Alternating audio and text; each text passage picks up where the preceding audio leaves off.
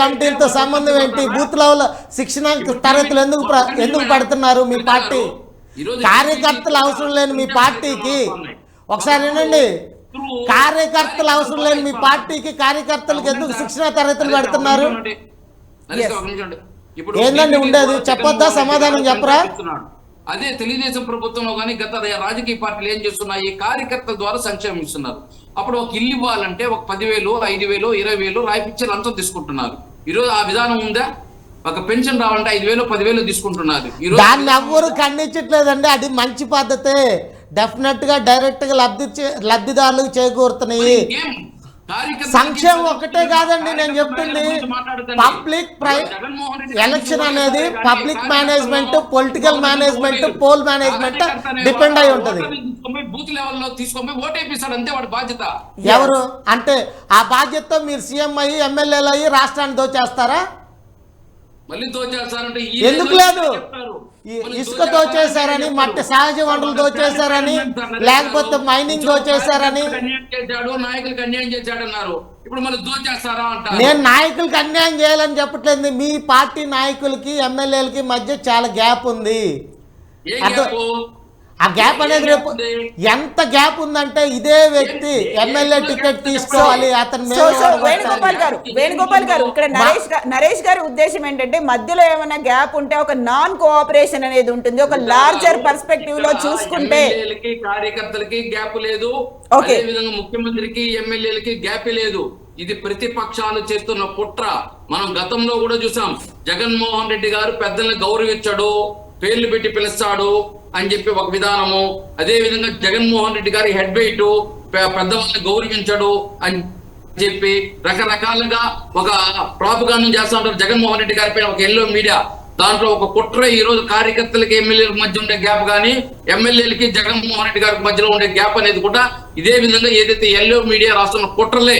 జగన్మోహన్ రెడ్డి గారు ఎన్ని ఆరోపణలు చేశారు. గ్రాడ్యుయేట్స్ ఎమ్మెల్సీ ఎలక్షన్స్ లో 3 చోట్ల ఓడిపోయారండి. 3 చోట్ల కంటెస్ట్ చేసి 3 చోట్ల అధికారంలో ఉండి 3 చోట్ల ఓడిపోయారంటే మీరు అర్థం చేసుకోండి దాన్ని. ప్రజల్లో మీ నియోజకవర్గం ఎక్కడ చిత్తూరు లేకపోతే సోయానా సీఎం గారి సొంత జిల్లా అయిన కడపకు జరిగిన గ్రాడ్యుయేట్స్ ఎలక్షన్స్ లో కూడా ఓడిపోయారు. సార్ ఇక్కడ గ్రాడ్యుయేట్స్ ఎలక్షన్స్ లో ఇప్పుడు 2,07,000 ఉద్యోగాలు జగన్మోహన్ రెడ్డి గారు ఇవ్వడం జరిగింది. అదే ఇస్తే వాళ్ళు ఎందుకు వ్యతిరేకత వచ్చింది? మీ పార్టీ మీద ఎందుకు వ్యతిరేకత వచ్చింది? వివిధ రకాలుగా ఉద్యోగాలు ఇస్తున్నారు. అక్కడ నేను అంటుంది ఏంటంటే అండి, చెప్పానండి, ఈరోజు జనరల్ ఎలక్షన్స్ కి సెమీఫైనల్స్ గా భావిస్తున్న ఎలక్షన్స్ లో డైరెక్ట్ ఎలక్షన్స్ ప్రజలతో జరిగిన ఎమ్మెల్సీ ఎలక్షన్ చాలా జరిగినాయి. మిగతా 12 చోట్ల ఎమ్మెల్సీ ఎలక్షన్స్ లో కొన్ని టెక్నికల్ ప్రాబ్లమ్స్ వల్ల ఓటమి జరగడం జరిగింది. అది ఏమని అంటే సీఎం గారి సొంత జిల్లాలో కూడా ఓడిపోయారండి. సీఎం గారి సొంత జిల్లాలో ఎప్పుడూ లేనిది సీఎం గారి సొంత జిల్లా కడపలో చంద్రబాబు నాయుడు గారి ఈ పాదయాత్ర సక్సెస్ అయింది. మీరు దాన్ని ఎగ్జాంపుల్ గా తీసుకోవాలి. మనం ఒకసారి కోటేశ్వరరావు గారి దగ్గరికి వెళ్దాం. కోటేశ్వరరావు గారు, అక్కడ ఇప్పటిదాకా సీట్లు ఎన్నో తెలియదు, ఓట్లు ఎంత ఉన్నాయో తెలియనటువంటి జనసేన, కాంగ్రెస్ ఇవన్నీ కూడా పోటీలో ఉన్నాయి, బరిలో దిగబోతున్నాయి. పొత్తుల గురించి క్లారిటీ లేదు. అండ్ బీజేపీ కూడా ఒక కీలకమైనటువంటి పాత్ర పోషిస్తుంది అనుకున్నప్పుడు ఇప్పటిదాకా బీజేపీ కూడా ఖాతా తెరియలేదు. బీజేపీ, జనసేన, కాంగ్రెస్ మీరన్నటువంటి వామపక్షాలు వేటికి ఇప్పటిదాకా ఖాతా లేదు ఆంధ్రప్రదేశ్లో. ఇవన్నీ ఎలా కీలకం కాబోతున్నాయి? ఎవరిని పొత్తుల్లో ఎవరి వైపు ఉంటాయి? ఎందుకంటే మనం ఎన్డీఏ, ఇండియా భాగస్వామ్య కూటమిలో చూసుకుంటే దీంట్లో టీడీపీ లేదు ఇండియాలో, ఎన్డీఏలో బీజేపీ మాత్రమే ఉంది జనసేనతో కలిసి ఎన్డీఏ కూటమిలో. ఇప్పుడు దాని గురించి చెప్పుకోబోయే ముందు మన మిత్రులు కార్యకర్తల గురించి ప్రస్తావన చేశారు. అవును, గతంలో కాంగ్రెస్ అధికారంలో ఉన్నా లేదా తెలుగుదేశం అధికారంలో ఉన్నా గానీ వివిధ పథకాలలో కార్యకర్తలకి చేతివాటం అనేటువంటిది ఒక వాస్తవం. గతంలో మధ్యవర్తులుగానే చేశారు. జగన్మోహన్ రెడ్డి గారు అధికారానికి వస్తే అదే విధంగా మనకు కూడా చేతివాటం సంపాదించుకోవచ్చు అని చెప్పేసి లక్షలాది మంది కార్యకర్తలు తమ యొక్క పెట్టుబడులు పెట్టి లేకపోతే తెలుగుదేశం పార్టీ తోటి రాజకీయంగా విభేదించి దెబ్బలాట్లకు కూడా సిద్ధపడి చొక్కాలు చించుకొని 2019 ఎన్నికల్లో జగన్మోహన్ రెడ్డి గారికి అనుకూలంగా పనిచేశారు. ఆ విధంగా పనిచేసినటువంటి అనేక మంది అటువంటి పరిస్థితి లేకపోవడంతో, అది మద్యం దుకాణాలు కావచ్చు లేదా ఇతరతర అనేక అంశాల్లో ఆ విధమైనటువంటి అవకాశం లేకపోవడంతో ఇప్పుడు వాళ్ళందరూ కూడా అధికారం ఉంటే మనకేంటి, పోతే మనకేంటి, మనకేం వచ్చింది అని చెప్పేసి ఒక నిర్లిప్తమైనటువంటి వాతావరణంలో అనేక మంది కార్యకర్తలు ఉన్నారు. అది ఒక వాస్తవం. సో వాళ్ళు దోచుకోవడానికి అక్కడ ఆస్కారం లేదు, బలపడడానికి, ధనవంతులు కావడానికి అక్కడ ఆస్కారం లేకుండా చేశాడా జగన్? ఒక విధంగా సంక్షేమ పథకాలని నేరుగా లబ్ధిదారులకు చేయడం ద్వారా అది జరిగింది. అది ఒక వాస్తవం, దాన్ని మనం అంగీకరించాల్సినటువంటి వాస్తవం. అది దాంతో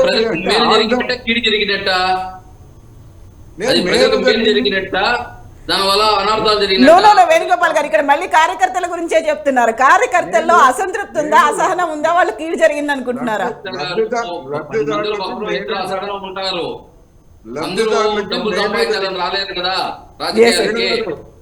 కోటేశ్వరరావు గారిని చెప్పనివ్వండి.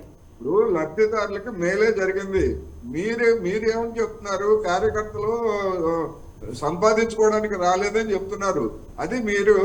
అది వాస్తవం కాదు. ఇవాళ ఏ పార్టీలో చూసినా కానీ కింది స్థాయి నుంచి పై స్థాయి వరకు ఏ అవకాశం వస్తే దాన్ని సంపాదించుకోవాలనే చూసేటువంటి వాళ్ళే ఎక్కువ మంది ఉన్నారు. అది వైసీపీకి ఏమి మినహాయింపు కాదు, లేదా తెలుగుదేశానికి మినహాయింపు కాదు. అటువంటి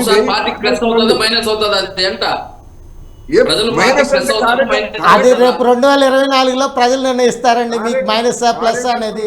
ఇక్కడ అది చెప్పట్లేదు. మీ పార్టీకి నాయకులకి మధ్య గ్యాప్ ఉంది అని చెప్తున్నాం. మేము ఎక్కడ దోచుకోమని నేను చెప్పలా, దోచుకోవడానికి నేను వ్యతిరేకమే. జగన్మోహన్ రెడ్డి గారు ముఖ్యమంత్రి గారు అని చెప్తున్నారు. కాదండి, మీలాంటి వాళ్ళు ఇక్కడ టీవీలో ముందు మాట్లాడతారు, మీకు ఎమ్మెల్యేలతోనూ లేకపోతే మినిస్టర్లతోనూ యాక్సెస్ వచ్చింది, మీకు కొంత లబ్ధి చేకూరింది, వాళ్ళకేం చేరిద్ది? మీరు ఆ సమాధానం చెప్పట్లా. ఒకటి ఉంది. సో వేణుగోపాల్ గారు, ఇక్కడ నరేష్ గారు కానీ కోటేశ్వరరావు గారు చెప్తోంది ఏంటంటే కార్యకర్తలను కూడా పట్టించుకోవాల్సిన అవసరం ఉంది. కేవలం ఓటర్లు, ప్రజలు సంక్షేమం, అభివృద్ధి కాదు, కార్యకర్తల్ని కూడా చూడండి అనేది ఇద్దరు చెప్తున్నమాట. కోటేశ్వరరావు గారు అది చెప్పట్లేదు, కానీ నిర్లక్ష్యం ఉంది, కార్యకర్తలు ఒక అసహనం ఉంది. నా ఉద్దేశం వాళ్ళకి దోచిపెట్టమని కాదు. అవును, అసహనం ఉంది. అసహనం ఉంది. ఎందుకు అసహనం అంటే ఇవాళ ఉన్నటువంటి ఎన్విరాన్మెంట్ లో అధికారం వస్తే మనం దోచుకోవచ్చు పై నుంచి కింది వరకు. అంటే మ్యాసివ్ కరప్షన్, అవినీతిని సర్వసాధారణీకరించినటువంటి నేపథ్యంలో కార్యకర్తల్లో ఆ విధమైనటువంటి అసంతృప్తి, ప్రతికూలత ఉన్నది. అది వైసీపీకి హాని చేస్తుంది. రెండోది, లబ్ధి పొందినటువంటి వాళ్ళు కూడా ఆ విధమైనటువంటి లాయల్టీని చూపించేటువంటి అవకాశం లేదు. అంతకంటే మేము ఎక్కువ ఇస్తామన్న పార్టీల వైపు మొగ్గుతారు తప్ప అదే లాయల్టీని జగన్మోహన్ రెడ్డి గారి పట్ల చూపించాల్సినటువంటి అగత్యం మాకేమీ లేదు. ఎవరొచ్చినా వీటిని అమలు జరుపుతారనేటువంటి ఒక భరోసా, ఇప్పుడు రైతు భరోసా లేకపోతే రైతు ధీమా ఎట్లాగే చెప్తున్నారు జగన్మోహన్ రెడ్డి గారు. ఏ సంక్షేమ పథకం కూడా ఎవరొచ్చినా కానీ అమలు జరుపుతారు. అందుకని వర్తమాన అంశాల మీద మనం ఏ విధంగా చేయాలి అనేటువంటిదే ప్రధానమైనటువంటి అంశంగా రేపు రాబోతా ఉంది. ఆ వర్తమాన అంశాలు అనేటువంటివి వైసీపీకి ప్రతికూలంగా ఉన్నాయనేది నేను చెప్తున్నాను. ఎస్. సో ఇప్పుడు ఓట్లు ఎన్నున్నాయో తెలీదు, సీట్లు అయితే ఇప్పటిదాకా అసలు లేవు. ఖాతా అనేది తెరవనటువంటి విపక్ష పార్టీల్లో చాలా మెజారిటీ పార్టీలు ఉన్నాయి. అవి ఎలాంటి కీ రోల్ ప్లే చేస్తాయంటారు? అవి చూడాలి.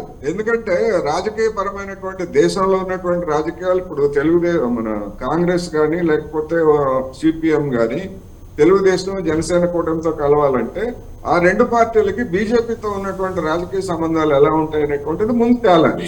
అవి తేలిన తర్వాత చిన్న పార్టీలుగా ఉన్నటువంటివి అవి ఏ విధంగా స్పందిస్తాయి ఏమిటనేటువంటిది ఒకటి. రెండోది, బీజేపీతో కనుక తెలుగుదేశం జనసేన సర్దుబాట్లు చేసుకొని రాజకీయంగా వెళ్ళేట్లయితే ఇంతకాలం రాష్ట్రానికి అన్యాయం చేసినటువంటి బీజేపీ తోటి మీరెట్లా పొత్తు పెట్టుకున్నారు, మీరెట్లా రాష్ట్రాల ప్రయోజనాలను కాపాడుతారనేటువంటి ప్రశ్న ఆ రెండు పార్టీలకు కూడా వస్తుంది. అందుకని రాష్ట్రంలో ఇప్పుడు రైల్వే జోన్ కానివ్వండి, లేకపోతే విశాఖ ఉక్కు ఫ్యాక్టరీ విషయంలో కానీ ఇటువంటి వాటి విషయాల్లో ఎక్కడ జనసేన కానీ తెలుగుదేశం పార్టీ కానీ కేంద్రంలో ఉన్నటువంటి బీజేపీని నిలదీయట్లేదు. అదే పరిస్థితి జగన్మోహన్ రెడ్డి గారు కూడా ఉంది. అధికారంలో ఉన్నటువంటి అదే పరిస్థితి ఉన్నది ప్రతిపక్షాలుగా ఉన్నటువంటి వాళ్ళు. అంటే కేంద్రంలో ఉన్నటువంటి బీజేపీ అధికారాన్ని చూసి ఈ మూడు పార్టీలు కూడా భయపడుతున్నాయా లేకపోతే దాని నుంచి లబ్ధి పొందడానికి చూస్తున్నాయా అనేటువంటి కనుక చూసినప్పుడు జనంలో వచ్చేటువంటి ప్రశ్న బీజేపీ తోటి ఏ విధంగా కలుస్తున్నారు మీరు, రాష్ట్రానికి ఏం చేస్తుంది అనేటువంటి ప్రశ్న తెలుగుదేశం జనసేన కూటమికి కూడా వస్తుంది. అందుకని ఇవన్నీ లెక్కలు తేలాలి, ఎట్లా తేల్చుకుంటారు ఏంటనేటువంటి మనం చూడాలి. ఎగ్జాక్ట్లీ అండి. Thank you so much Koteswararao గారు. థ్యాంక్ యూ అండి వేణుగోపాల్ గారు, నరేష్ గారు. లెక్కలైతే తేలాల్సినటువంటి అవసరం ఉంది. ఎట్ ద సేమ్ టైం పొత్తులకు సంబంధించినటువంటి షేరింగ్ అనేది ఎలా ఉంటుంది, కేవలం సీట్ షేరింగ్ ఏ ఉంటుందా, పవర్ షేరింగ్ కూడా ఉంటుందా, వీటన్నిటి గురించి we need to wait and see. And ఇలాంటి డిస్కషన్స్ కంటిన్యూ అవుతూనే ఉంటాయి. Thank you so much. Keep watching. This is Kavitha signing of.